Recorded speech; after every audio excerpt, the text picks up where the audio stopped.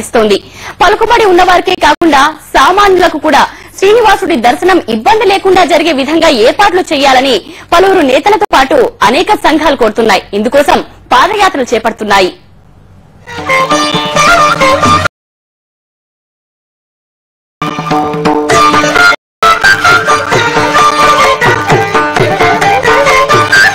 తిరుమలలో జరుగుతున్న అవినీతి అక్రమాలపై టీవీ9 ప్రసారం చేస్తున్న కథనాలకు విశేష స్పందన లభిస్తోంది.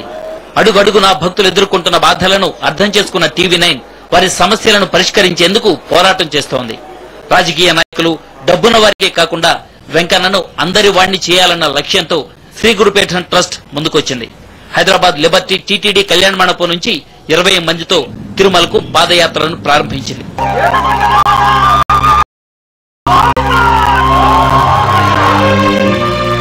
అదివో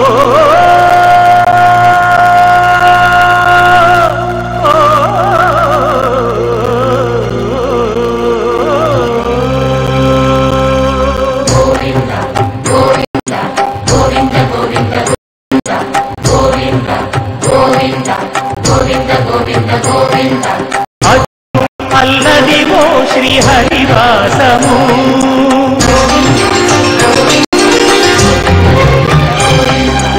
అదివో అల్లదివో శ్రీహరివాసము 10,000 శేషుల పడగలమయము అదివో శ్రీహరివాసము.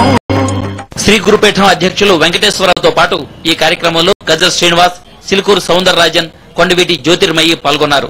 తిరుమల విషయంలో టీవీ9 ప్రసారం చేసిన కథనాలను చూసే తాము ఈ యాత్ర చేపట్టామని నిర్వాహకులు అంటున్నారు.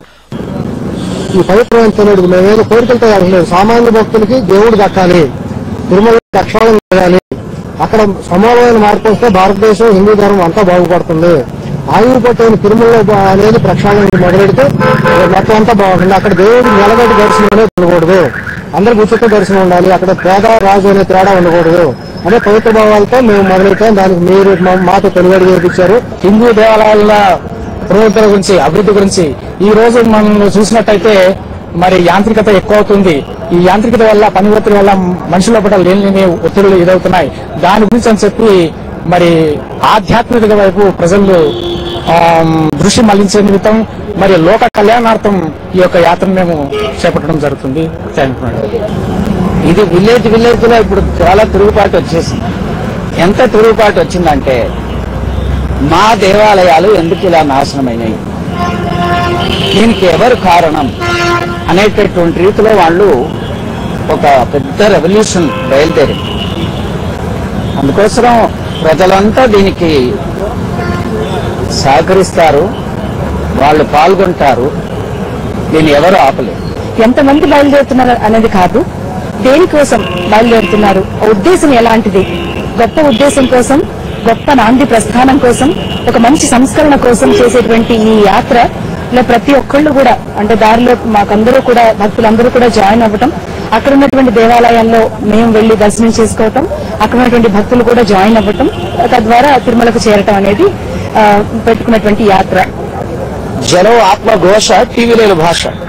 ఆ ఆత్మఘోషని, జనస్రవంతిలో ఉన్నటువంటి ఆ భావనని మరలా ప్రజల్లో పునరంకితమయ్యి వారిలో చైతన్యం తీసుకొచ్చి రండి, మనం అందరం కూడా అడుగులు వేసుకుంటూ తిరుమలలో పవిత్రతను కాపాడదాం.